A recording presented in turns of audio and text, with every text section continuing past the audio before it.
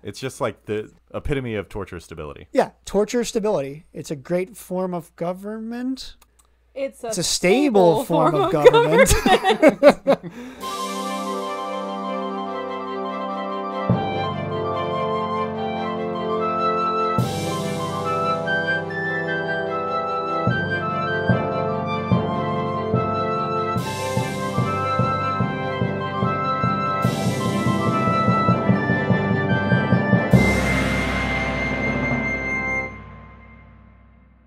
Hey there, welcome to the Tabletop Travel Guide, the podcast where we explore fictional worlds and civilizations right from the comfort of our own tables.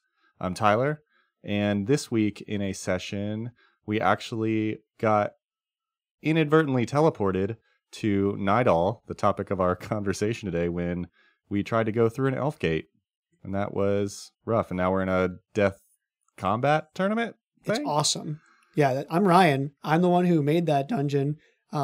And it accidentally worked out that I sent you all the Nidal before it was relevant for the podcast. So, oops. Yeah, it worked out. And I'm Sam. And in that same session, we started in Keonan. And I took every possible opportunity to drag our friends who had not listened to the Keonan podcast. And so every 5 minutes I was, you would have known that if you'd listened to the podcast. That's true. Love you, Chad. So before we dive into our episode for the week, we will do our favorite segment of things we mispronounced or misspoke. Womp womp. Last week's, we actually got a message on Reddit from user Sealed Dragon, who pointed out a few things we talked about in Chile X Part 2 that we kind of misspoke about the Hell Knights. Oh, a Hell Knight fan. Yeah. And it was pretty cool. He had some good information that we had missed. So last time we talked about remember the test to be a Hell Knight, you had to kill a devil? Yes. And so we said, oh, well, it's not too big a deal because you summon the devil and then you just send it back. So apparently the spell to call a devil is like you actually bring it in and you have to kill it. Oh. Yeah. So it's like a little bit more of like an involved multi kind of step situation. Yeah. And so like it's either you die or the devil dies. And then. Oh. Yeah. So it's higher stakes. Higher stakes. They don't just get unsummoned. Yes. So one of the other things we talked about is how the Hell Knights kind of follow the laws of where they're at. Mm-hmm. And one of the things he pointed out is that they will follow the laws of where they're at unless they go against their own order's laws. Oh, yeah. I guess I just like assumed that. Yeah. And didn't like explicitly. Yeah, we might have like implied it, but to be explicit, the Hell Knights will go against things they deem unlawful. Right. I guess I was just thinking it was like, oh, I have like my laws, but if I show up in a country where like everyone is vegetarian, then I'm like, great, yes, I will be vegetarian while I am here to honor that law. Yeah. Rather than like thinking of like something that would go against a morality. Yeah, exactly. The laws they follow are their own laws followed by. Gotcha. That makes sense. Laws. Yeah. So the final thing is when I mentioned last episode that the Order of the Rack was the one that is, most loathed and that they handled all of the secrets and the revisionist history. That was only half true. So the Order of the Rack is the one that is in charge of getting all of the old copies and burning them of history. Okay. But they are not the actual ones that control and distribute the new copies. There is another order that is kind of an illegitimate order called the Order of the Glyph. And this one was literally created by House Thrune without the say-so and approval from any other Hell Knight order. So this Order of the Glyph was put in to power, and then they are the ones who handle all of the changes to history. So they know the actual history, but then they also are the ones who control like what the new history is. And part of the new history is they've always been here. They are a very official order of the Hell Knights. Oh, so sneaky. Yeah. So thanks again to Sealed Dragon. We appreciate anybody who has information. If we're going to mess stuff up, we're going to go through things and mispronounce stuff or misspeak or miss a few details here. So, feel free to let us know. We always like to learn. We always like to know where we went wrong. And, we've had this segment pretty consistently since the very first episode, and we will continue to have it. So with that, we are going to take it over to Sam, who has a warning before we start our episode. Yeah. Today, we are going to be talking about Nidal, and for the first time ever, we're going to have a trigger warning for the content of this episode. So today's episode, we are going to explore a region of Golarion that deals with some mature themes. We would advise that any young listeners we may have, please skip this episode. Like, for real. Seriously. We're not, we're really not kidding on that one. Adults, if you are choosing to continue, that is fine. Obviously, we want you to listen, but please be aware that we may touch on some themes such as sadism, masochism, torture, and body disfigurement. So if any of that seems like it might be potentially triggering for you, it is okay to skip this episode. We give you our permission. If you are a young listener, turn off the podcast right now. And never take your party members to Nidal. Yeah, just don't go to Nidal. It's a trap.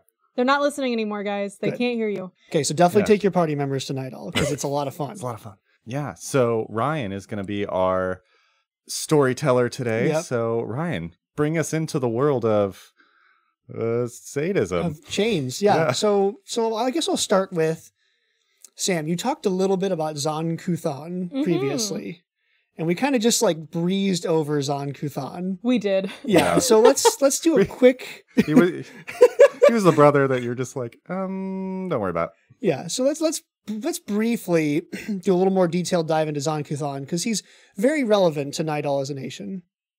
Who is Zon Kuthon? Well, he was originally Dobral.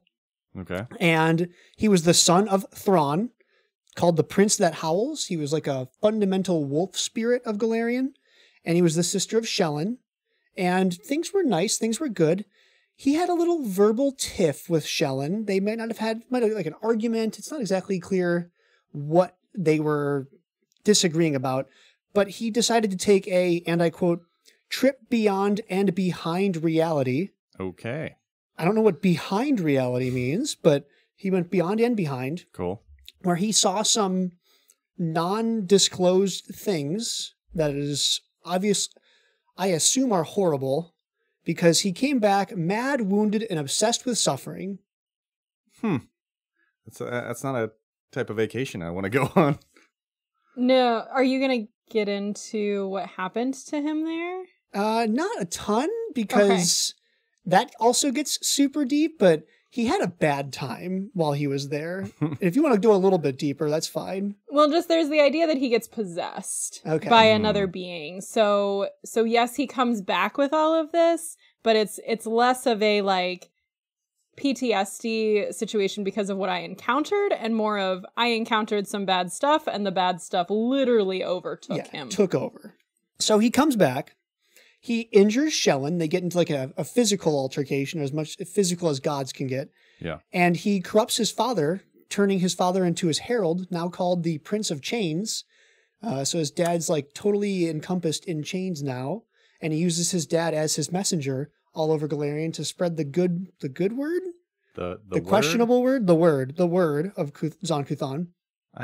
Yeah, it's probably good we didn't cover that in the deific family reunion episode. That would have been a weird side story. Yeah, and then my favorite part of all this is Abadar looks around and goes, man, if we let this guy like continue to come to the party and hang out with us, it's going to be a problem. We're going to burn multiple houses down. There's going to be like a full-scale war of the gods of Golarion.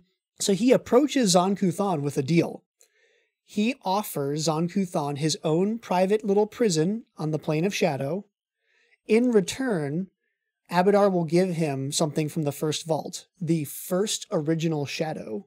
The original shadow. Huh. It's like almost like Peter Pan. Yeah. But real weird. But super weird. Okay. So Zon Kuthon immediately jumps on this deal. Yeah. Is like, yeah, I'm all in. I definitely want the first shadow. He doesn't get the first shadow until after and where is it called? Oh, right here. The Sun of Golarion no longer shines. That's like the official release date is when the Sun of Golarion will no longer shine. So Zon Kuthon goes to his little prison and hangs out for a while. And wouldn't you know it? Oh no. Earthfall happens. Can you imagine like the deal? Like, gosh, Zon Kuthon's such an idiot. The sun's never gonna. Oh no, there's a meteor. Yeah. So all of a sudden, Zon Kuthon gets back out. He gets his part of the deal. He claims the first shadow, and then he immediately goes back to the plane of shadow. And like before, he just had his little prison, and now he like claims the whole plane of shadow as his domain. So he like builds his shadow empire. He goes down to hell, or at least he like influences hell. So there are these things they were called chitons in 1E. Now they're called Velstrax in 2E. They are literally demons who seek ultimate sensation through self-mutilation. Ooh. They are actually demons who were so into mutilation and torture that the rest of the demons put into a prison in hell, thinking like those guys are too intense. We can't handle those ones. And then Zon Kuthon helps to break them out, and they come to the plane of shadow, where they live as Zon Kuthon's personal torture demons now. Oh boy. Hence the trigger warning. Yeah, good stuff. So those are like the original Velstrax. Now they are created by souls of masochistic or sadistic people who die on Golarion. So there are more of them now. Nidal is a big contributor of souls of that nature. And yeah, Zon Kuthon kind of lives on his shadow plane and has his little empire and continues to influence things to this day. Oh my gosh. Why? Look, Why, this though? is what happens when you go off on a weird trip and you fall down a weird hole and you end up in a weird place and something like eats your soul. I'm just saying. Exactly. It's rough. Right. Oh gosh. Don't fight your siblings. It's fine. Don't fight. Figure it out. Talk it out. Don't just leave. This is why you communicate. Otherwise, Yes. you will turn into a possessed torture demon. Your Tortured god. journey of self-discovery gets real weird real quick. Yeah. So, Earthfall's about to happen. Okay. Zon Kuthon is free, functionally free. Let's go back to Golarion then. Okay. So, our friends the Kelids. Aww. No. Hello, God. Kelids. The Kelids. There is a tribes of Kelids wandering around what will be future Nidal. They are called the Horse Lords. And the Horse Lords are really into their horses. They like pride themselves on their mostly hunter-gatherer society. They have literally some of the best horses in all of Golarion. That's cool. And they get word that Earthfall is going to happen. Oh no. Oh no. So they think, okay, we can hide all the people in the caves. Like we can do the thing. We can hide underground. That's fine. But our horses, we like really care about our horses. Aw. We can't let our horses die. So the leaders of the Horse Lords, they go, guys, this is the hill we're going to die on. Yeah. We cannot let our people and our horses die this horrible death in Earthfall. So we're going to go out into our holy lands and we are going to bargain with somebody to like save our people and our horses from Earthfall. Why can the horses not go in the caves too? I think the assumption is that horses need like pasture lands, and if you're going to like shove a bunch of horses down into a cave, they like can't survive well. Yeah, I wonder if they're thinking like, oh, the quality of life is not there, so we don't want to put our horses through that horridness. How long, this is a little bit off track, but how long did Earthfall last? I mean, the acute event? Yeah. The acute event is like very short. Like a meteor Okay. hits Golarion. The long-term event, 52. That's a long time. Because that's the Age of Darkness, right? Yeah. So was everybody underground that whole time? Yes and no is my understanding. Like most of them are underground, but then like obviously we have lots of outliers of people who are above ground. Yeah. I think it's just like a really hard place to survive. Okay. So like if you're trying to save everybody, When the sun's blotted out, so like Yeah. there's no pasture grass. Like even if the meteor doesn't hit Oh, that's Nidal, fair. like all the plants are going to die. There's no food. Yeah. Yeah. Mm. It's Rough not a living. good situation. No. But anyway, so the Horse Lords, they go, okay, we're gonna grab all the shamans, and we're gonna go find our deities, and we're gonna go make a deal somehow. We're gonna save our people and our horses. Yeah. And the Kelids here, they worshipped some other lost to time deities. They worshipped Shelyn a little bit. They worshipped Gozra and Desna. Like they worship other people. And they had 3 Horse Lords specifically, like the 3 strongest, most powerful Horse Lords, the leaders of their people, head out on horseback with a bunch of shamans. We're going to do it. Okay. So they're horsing around, they're riding around, Ayo. and they find a location called the Weeping Fields, which is like, this is again before Earthfall. So like the meteor is like up and they know what's happening. It's close. Yeah. And they all of a sudden are like quaking in fear because they just feel like this overwhelming presence in the area. They know someone is around. And then they look over the horizon and they see like a cloud of shadows just slowly sweeping towards them. Oh no. So the shamans are like, no, we need to leave like immediately. Yeah. This is really evil, bad stuff. This is a big mistake if you keep going forward.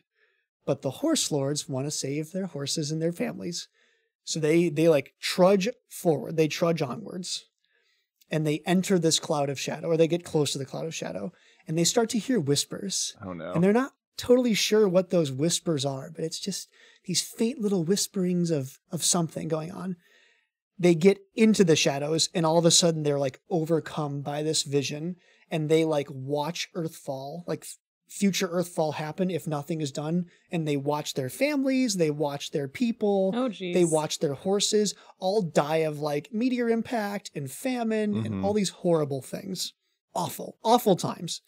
So with the couple shamans still nearby, all the three horse lords just start nodding like, okay, yeah, we're suddenly okay with this. And a vision of the Midnight Lord, or Zon Kuthon, crawls out of a literal portal from the shadow plane and touches each one of them on the forehead. Oh boy. Basically sealing a pact of like personal servitude with these three.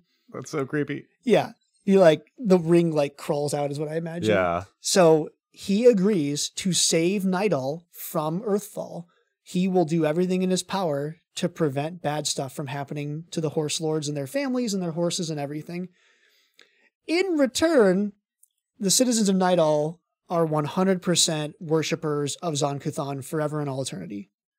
Man, it's just weird to see a rise of a nation following a torture god is like a bunch of people who just wanted to save their pets. It's actually really tragic, super tragic. So they all feel like the sensation go out of their bodies. They get these like blank black eyeballs, and they lose the ability to feel all sensation except pain. Oh boy. And this is the creation of the Black Triune. Okay. Ooh. Which is a cool name. That is the a cool Black name. Triune. At least they got good branding. I did not realize that the Black Triune was this far back in history. Like, this is nuts. Yes. Yeah. So Nidal is protected from Earthfall. It works. Nothing bad happens in Nidal initially. So it's really like one of the only countries, civilized locations that survives. Yeah. So what you see is immediately all the Aslanti and the Thessalonians, who are like the other two empires we haven't talked about yet, like refugees and survivors of Earthfall, come swarming into Nidal. And they start like re-establishing roots and living in Nidal because they're under the protection. Like nothing bad's happening in Nidal. Except, of course, bad things are happening in Nidal because they just made a pact with an evil deity. Yeah. The Black Triune are now immortal. Okay. They are now immortal lords of Nidal. And part of like the compact with Zon Kuthon is they had to go hard on worship of Zon Kuthon. All in on Zon Kuthon. So what year is this? This is Earthfall, 5293, minus 5293. So 12,000 years ago. Yes. Is the Black Triune the same as same it was? Three people. Oh my they gosh. are immortal. Oh. They feel nothing except pain, and they are immortal. No. Yeah, not a great situation. And those horses died like 20 years later. Yeah, it's like that's really sad. Yeah, but maybe those horses' ancestors are still alive, Tyler. Oh, that's true. Secretariat came out of those horses. Maybe. So there's this weird now kind of balance where there's all these people coming in as refugees, and the Triune decides, well, we need like a government to manage these people. Because before, remember, the horse lords were very like hunter-gatherer agrarian, and they have all these other refugees. Yeah. So they establish what's called the Umbral Court. Okay. This is basically a collection of some of the horse lord nobles, some of the Thessalonian nobles, some of the Aslanti nobles. They become the ruling governing class of Nidal. And they are told and they are focused extremely intently on the worship of Zon Kuthon. So they are like all in. We're going to thank our beneficent leaders who saved the day. And we're going to thank our wonderful Zon Kuthon for making this all happen, putting it all together. Okay. Yeah. There's the composition of the actual Umbral Court kind of ebbs and flows. Nidal is very just whatever about undead. So there's like these sways where all the undead vampires who are also kind of functionally immortal, like they'll slowly outlive a lot of the mortal members until a collection of mortal members goes, oh my gosh, the vampires are going to take over. And then they like murder a bunch of vampire lords and like reestablish the balance of the court, which is very bizarre. What a great form of government. Hold on. These people have been here too long. Let's murder them. Yeah. Well, look. if it ain't broke. So Tyler, if you wanted to be part of the Umbral Court, Yeah. the ritual's pretty wild. Okay. It's not, I can't just like go and campaign and get people to vote for me. Correct. There's no voting. There's no Oh. waivers. There's no signatures. Okay. Well, That's good. I hate signatures. Yeah, good. You need like 10 casters. And you're going to stand in the circle of these 10 casters. These casters are going to chant ritual poetry about Zon Kuthon's travels beyond reality and all the horrors he can inflict. I hope that it's poetry in verse. I hope so too. I think it needs to rhyme, or else what are you doing, ritual chanters? Tyler, if you don't immediately cower in fear regarding all the horrible things that Zon Kuthon can do to you, the ritual immediately fails. Wait, so you're supposed to cower? You're supposed to cower. You have to cower. Oh. It's all about submission and domination. Oh. That's correct. You Yep. have to cower. Uh-huh. You have to cower. I didn't explicitly state that in the trigger warning. Somebody just got triggered by, wait a second, domination? Oh no. So then you're going to receive just some moderate to severe physical and mental torture, just Okay. as part of the course of admission. Yeah, of course.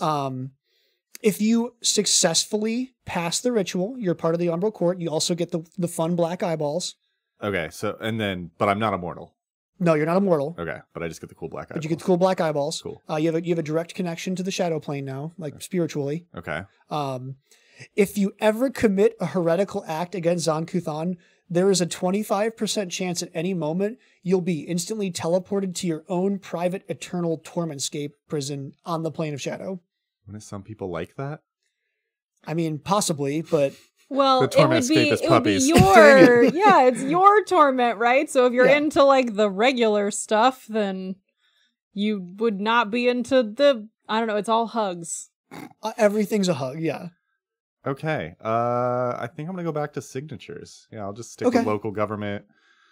That sounds better. That's a decision. Yeah. That's fine. Hmm. Okay. So with all that said then, we'll say that the Age of Darkness ends. We have an established Umbral Court. We have the Black Triune. We have a functioning civilization, we'll call it. Like Sam said, that is crazy that it is so far back. Mhm. 'Cause I just did not know it was that. Yeah.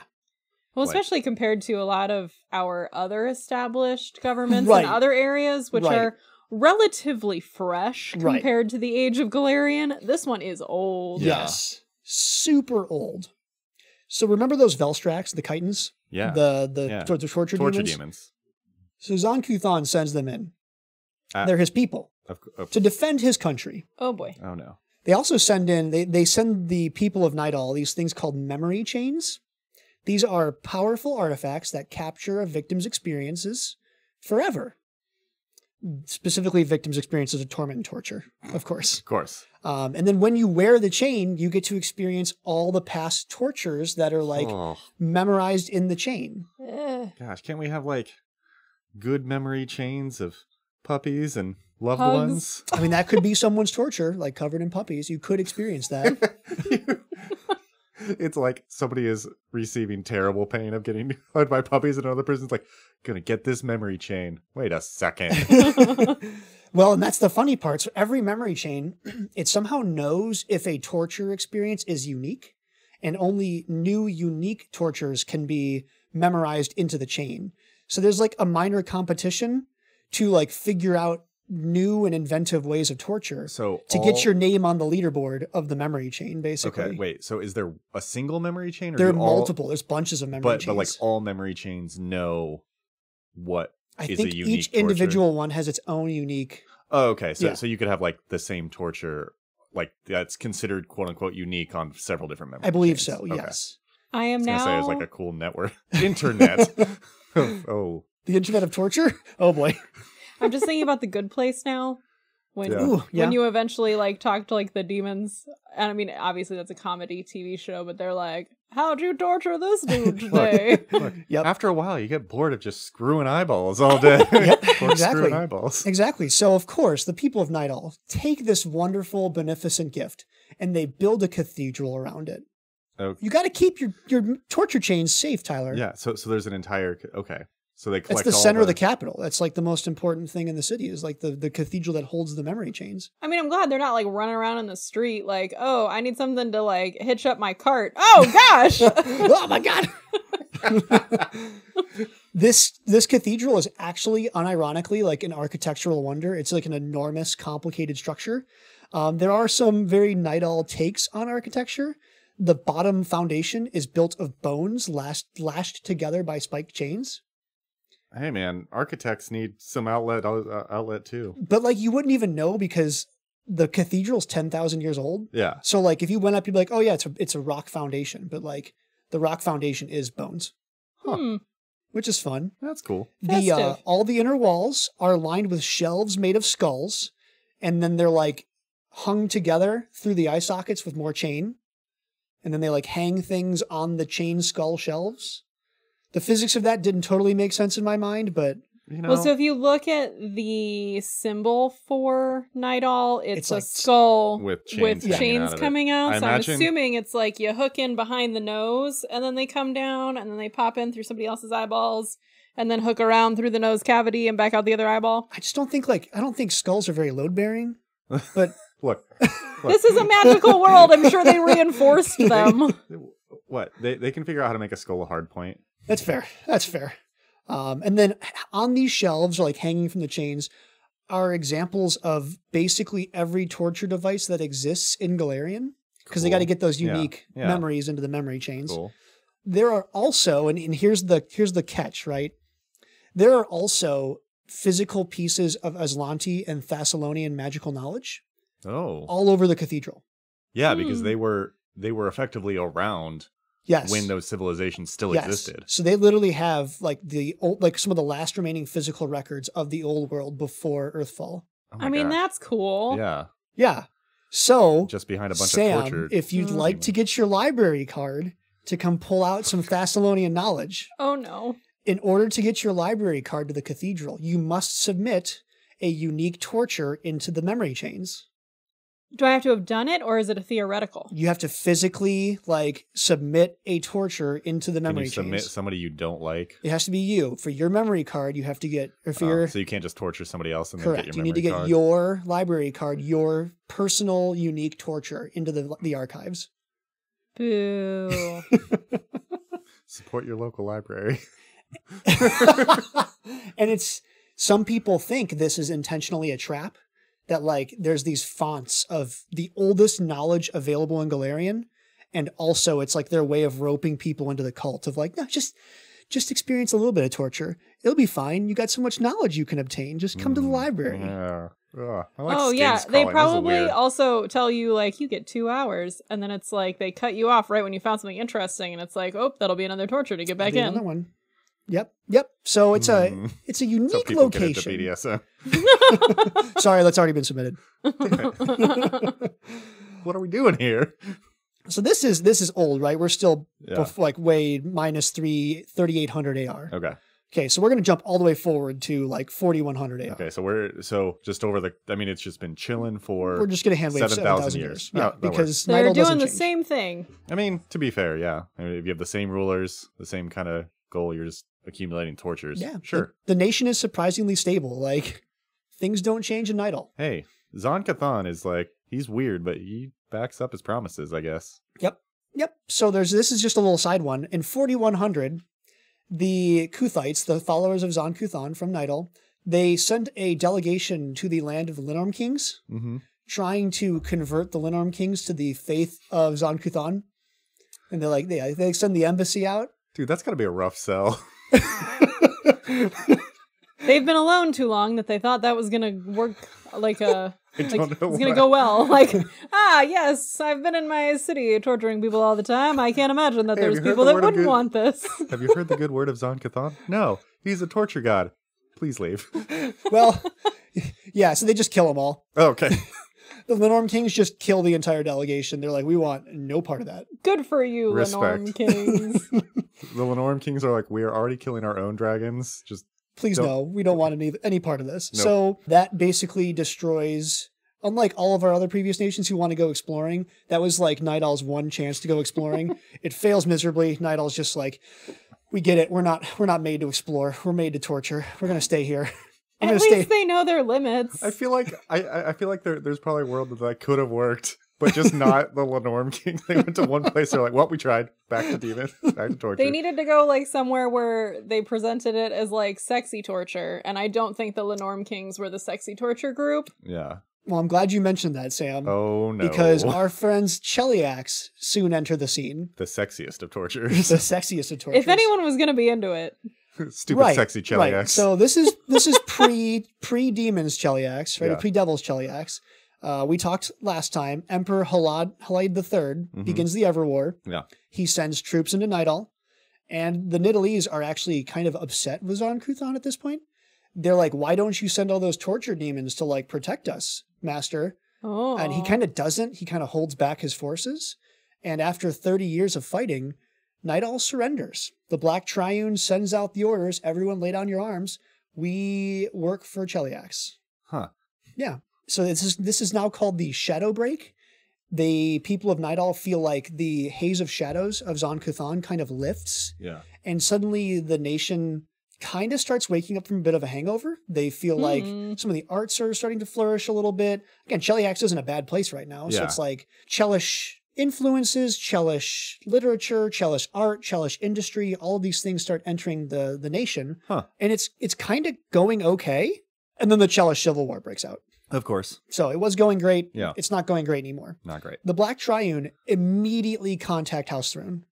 And they're like, hi, best friends. We would like to support your demon antics with our own torture demons. Devil antics. Devil antics with our own torture devils. Okay. Yes. House Throne accepts. They send the Chitons or the, what are they called again? I keep forgetting. Velstrax. Velstrax. I know the 1E1. Yeah. They send the Velstrax into Cheliax. They help House Throne. They kill a bunch of people in the Civil War, and they win.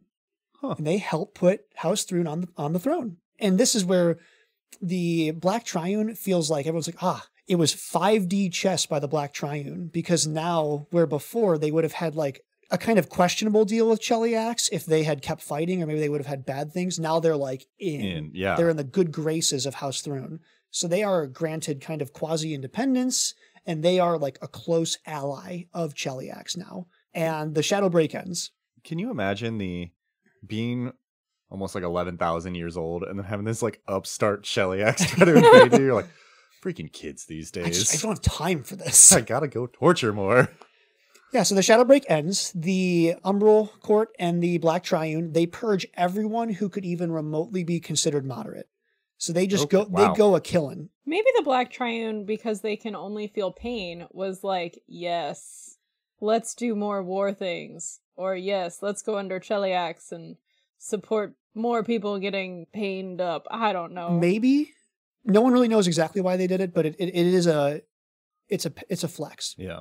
So before I was talking about the Cathedral of Embodied Wisdom, where all the stuff was living. Yeah. Those people who they purge, they either kill them, or they send them to the Cathedral of Exquisite Agony. Nidal's really into cathedrals. Like every city has a cathedral. So they send all these people to the Cathedral of Exquisite Agony, where they are tortured for the rest of their lives. Oh, okay. Exquisitely tortured. Exquisite torture.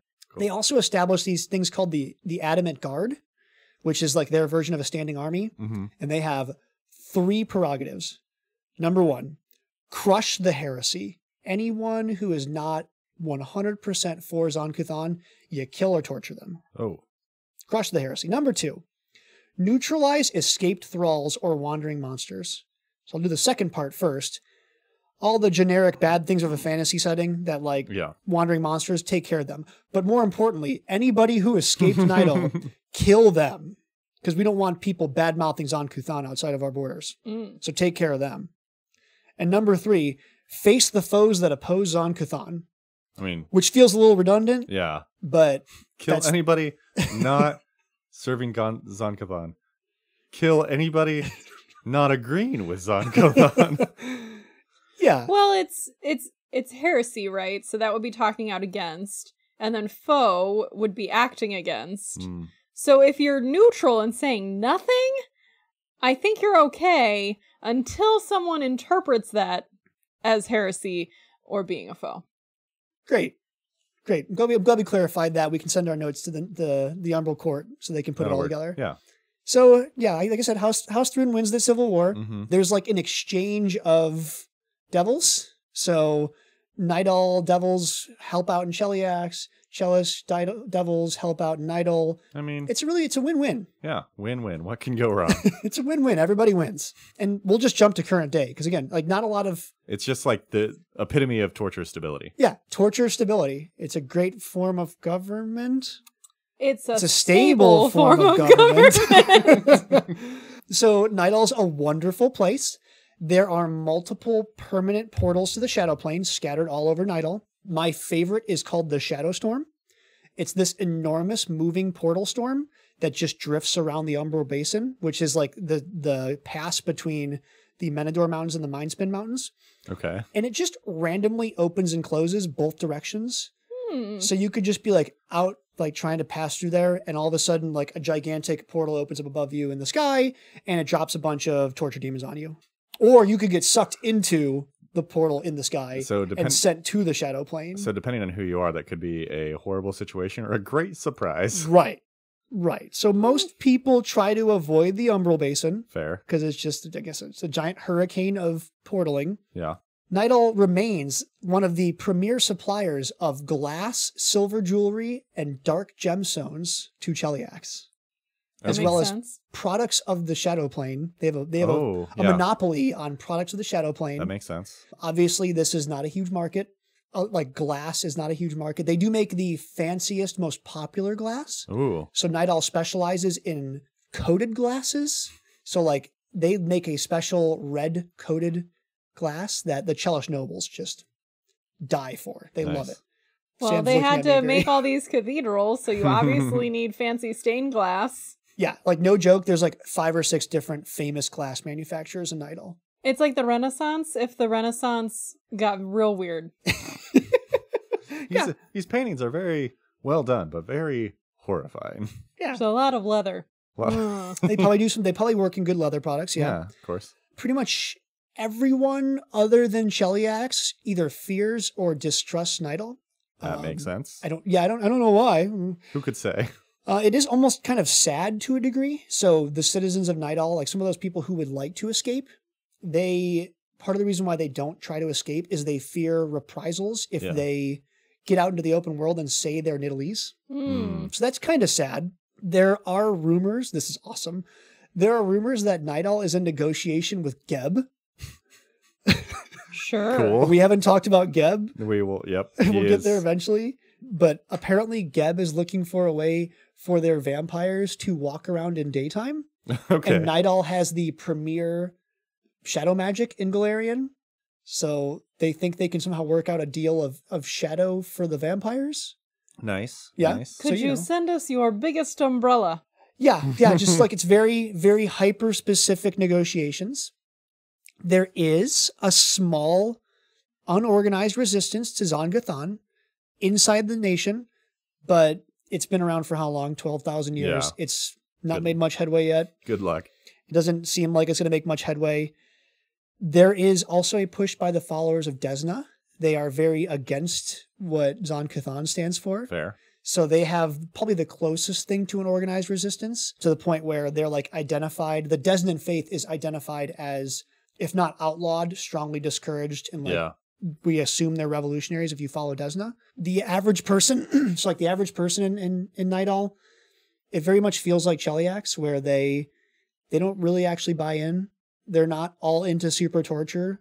Makes sense. They just kind of show up in the morning, they give their rituals, they like hit themselves once on the back in front of a government official and like, yep, praise Zon Kuthon. Can I go buy oranges now? Yeah.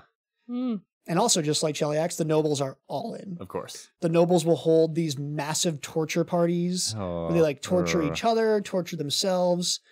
And the really interesting socioeconomic point of this is the nobles can afford healing magic. So they can self-torture and then heal, whereas it's explicitly stated your normal commoners cannot survive many of the higher level Kuthite rituals required to be fully like in the faith because they can't afford healing magic. Yeah. What a strange wealth gap. Yeah, it's a really bizarre implication of healing magic that only the rich can afford it in this nation. And it really keeps your class separation. Yeah, it's very rigid for that reason. It's good. It's good time. So that's Nidal.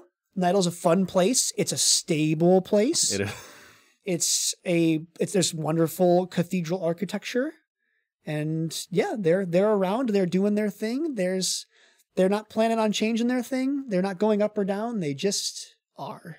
That's fair. They've been around for 12,000 years and are making it work. Yep. Yeah.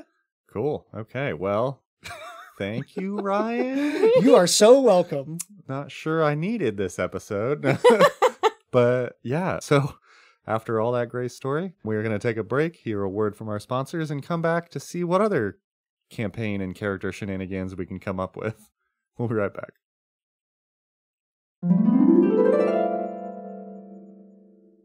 This season on How to Build a Torture Room, we follow different couples working on their dream Nidalese torture rooms. They'll be stretching their budget. But do we have enough money to get both the real leather whips and the authentic almoner chains? They'll be whipping up some creative designs. I just want to have a room that can fill up a memory chain. And dealing with conflicting taste. I said I wanted a wrought iron cage, and this is brushed nickel. Take it back or scrap the whole project. Will they create the rooms of their nightmares? Or be disappointed with the same old tortures? Find out on the new season of How to Build a Torture Room, airing this fall. Brought to you by Umbral Entertainment.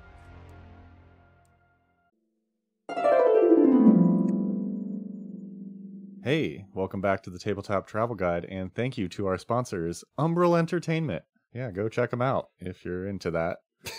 So now we will switch over to Sam for a campaign. Tell us what you got. I have a campaign, miraculously. Okay, so for this campaign, we are headed to Pangolace. Pangolace? Maybe. Pangolai? Is the S silent? Could be I'm silent. not sure. There's no Do we think pronunciation that listed. it's French? Cool. We're gonna go with Pangolace. Cool. I Okay. like it. Anyway, this is the capital city of Nidal. It is located in the Uskwood, which is the giant forest in the middle of Nidal, as most of our countries in Golarion. It also has a giant I forest. appreciate that most countries care about nature. Right. So the interesting thing about this being located in the forest is this city is covered by such a dense canopy of trees that it is dark all the time. Perfect. Ooh, So love it. they also have like, it's shadowy in Nidal, but we also have the trees, so it's just dark. So vampires love it. Woo! Good. So, with it being the capital, senior members of the Umbral Court meet here 3 times a year. They like get together to do whatever weird orgy stuff they're doing. Official government policy. I said what I said, Ryan. So we are here. The party is going to have a slightly different goal than the rest of Nidal. So Ryan mentioned that Desna has some supporters here and they're a little bit underground. So we are going to be joining the Whispered Song, which is the underground secret society devoted to Desna. Perfect. In Nidal. I also wanted to do a little bit of a higher level campaign. So I did ask Tyler to build a character at level 12. Because we're going to go in. I did feel like with Nidal, although it's a super weird place, there's a lot of like very cool like monsters and builds and things that you could interact with at a higher level. It's a fun place to go fighting in. Yes. Yes. So I wanted it to be higher level so we could meet some of those like more interesting characters. So the party's goal as we're starting the campaign is that there have been some people that have been captured by the Umbral Court, and the party's initial goal is to figure out where they are being held and to rescue them. Presumably they're in one of those fun cathedrals around the city. I also am hoping that, like, while people might know where those cathedrals are, like, getting into them is tough. The entrances are probably secret. So the campaign is kind of start from a place of you need to explore and find out how to get into these places, how to infiltrate, all while not getting caught yourself. And then the second part of the campaign is going to be then actually breaking in and trying to rescue people. It's a heist then, kind of, yeah. It is. So it's a little espionage. It's a little bit of a heist. We're going to fight some things along the way. We might accidentally end up in the shadow plane somewhere, too. Of course. For funsies. So Nice. yeah, that Okay. is where we're going. Cool. So when Sam did give me a bit of a spoiler and said that, you know, this wasn't going to be somebody who was all in for Nidal. And I'm like, we'll see where we go. Because I was thinking high level, and yeah, but I think this might work out. My character is named Jaroon Solis. Jaroon Solis. Jaroon Solis, and he is a fetchling. Speaking of shadow planes, there is a ancestry called fetchling where they are basically descendants of humans who got trapped in the shadow plane.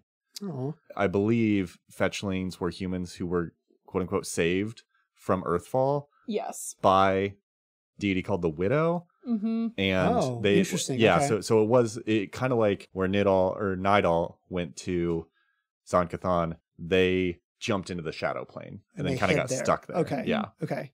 So they also like to be called Kayal instead of fetchling, because fetchling is actually kind of a derogatory term made by humans or material plane folk. So he is a Kayal.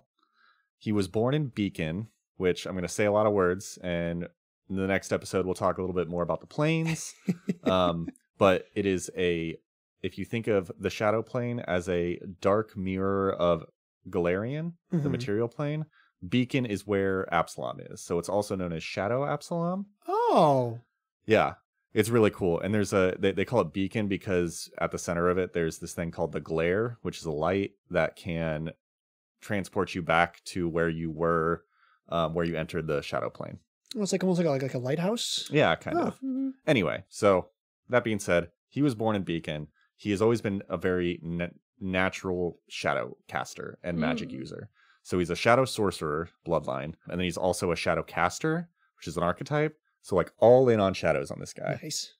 And he's kind of an opportunist. And so I imagine he wanted to move to the material plane. He can kind of go back and forth, right? So he probably heard about Nidal as a place that both shadow power is kind of revered, which is good for him, and it's a place that you can make a lot of money if you know how to get back and forth from the shadow plane. I imagine he kind of like went to the shadow plane or went to Nidal without much context and was just like, oh yeah, they do shadow jewels. Yeah, and they buy stuff. They buy the goods. They're And a then trade partner. And then he's like, oh, this is horrifying. He's lawful neutral, but I imagine, you know, he's definitely not on the torture side of things. So Sure. I think in my head, he like enjoys the stability of a place that's not quote unquote dangerous like the shadow plane is, and he's able to kind of utilize his shadow magic to gain power. Yes. Yeah. It's like well in demand.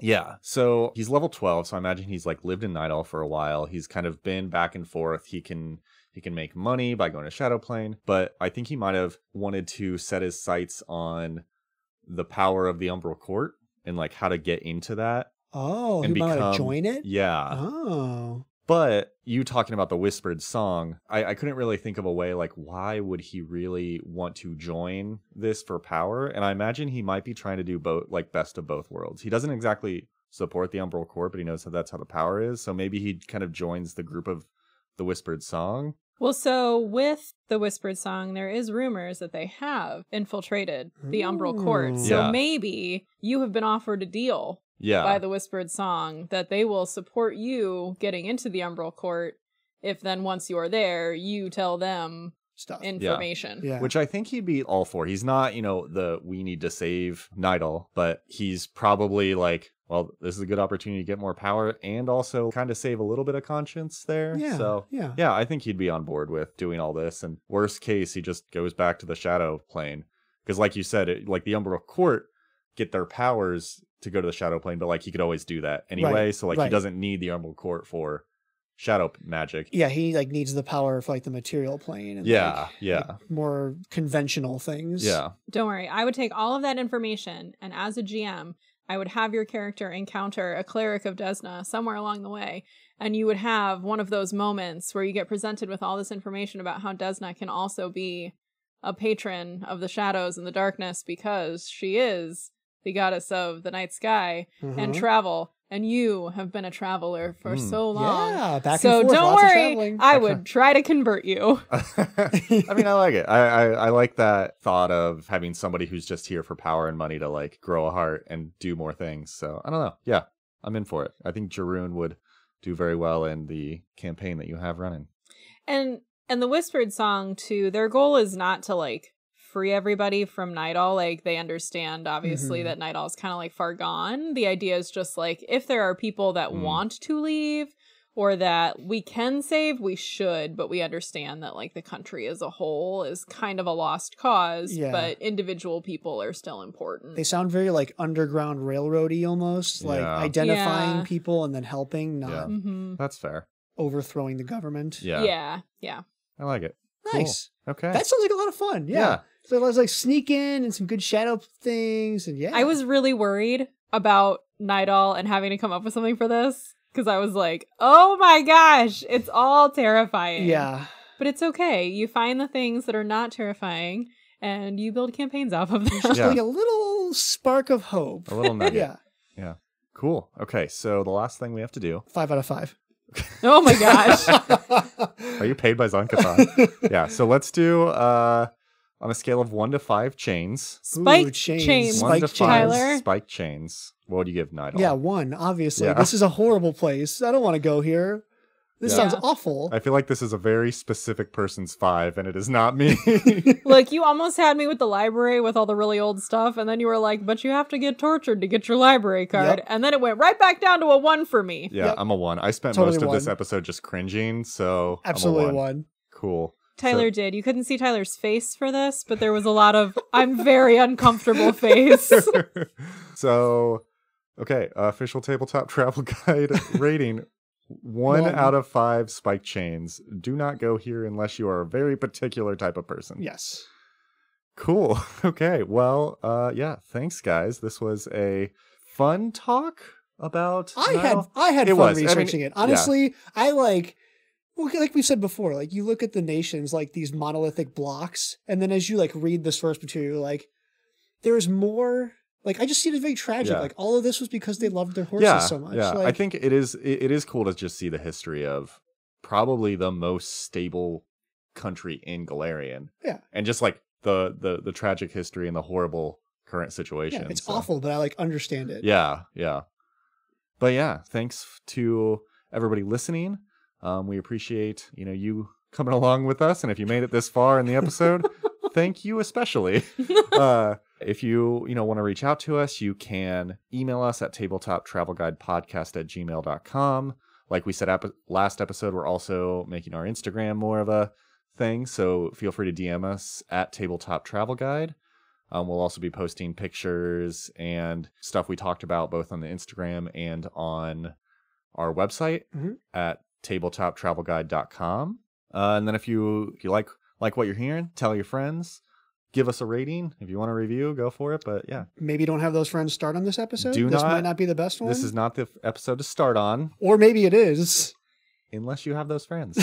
If that's your starting point, then please do not invite us to your table. But we hope you have a great time. We respect your bag, but do not invite us to it. Cool. Okay. Well, with that, until next time, everybody, safe travels. Very safe travels. Bon voyage!